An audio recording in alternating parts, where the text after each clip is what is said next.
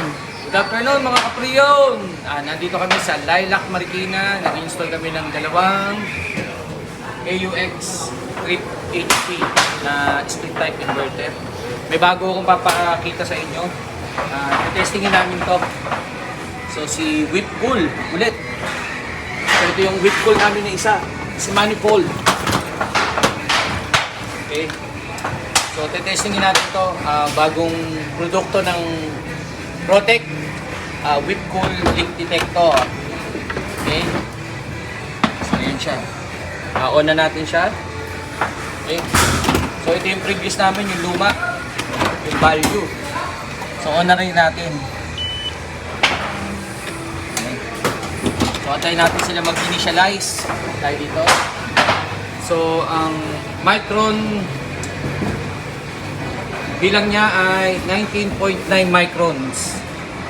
So basically, tayo kasi pagka nagba-vacuum, ang tinitignan natin ay negative 30 agad sa analog.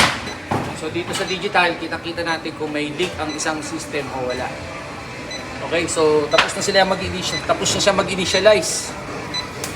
So una na siya mag-initialize kay value. So pwede na to mag-detect yung ganitong itsura. So tingnan natin kung sino sa kanilang dalawa yung mas effective. So tapos na silang dalawa mag-initialize. Tara, go tayo. So magpapakawala tayo ng 50 PSI. Pakawala tayo 50 PSI. Yan. Magpas pa. So check natin kung may leak. Unahin natin yung value. Dito, boss, dito.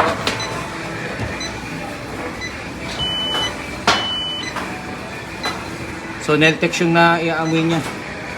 So, wala siyang leak. Dito kaya kay Whipcool. Bagong-bago to. So, wala po siyang leak mga kapatid. Tignan natin dito. For your info mga kamaster, kahit may polytape na, nakaka-detect kami ng micro leak. Kahit may polytape na. So wala.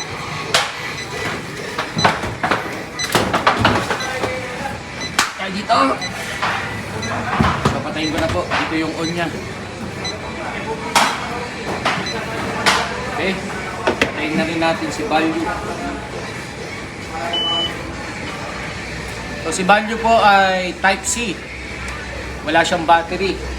Pero itong si Whipcool ay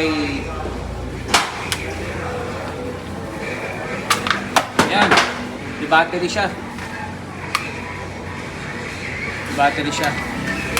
So yun yung difference nilang dalawa, pero sa leak, so diode type to.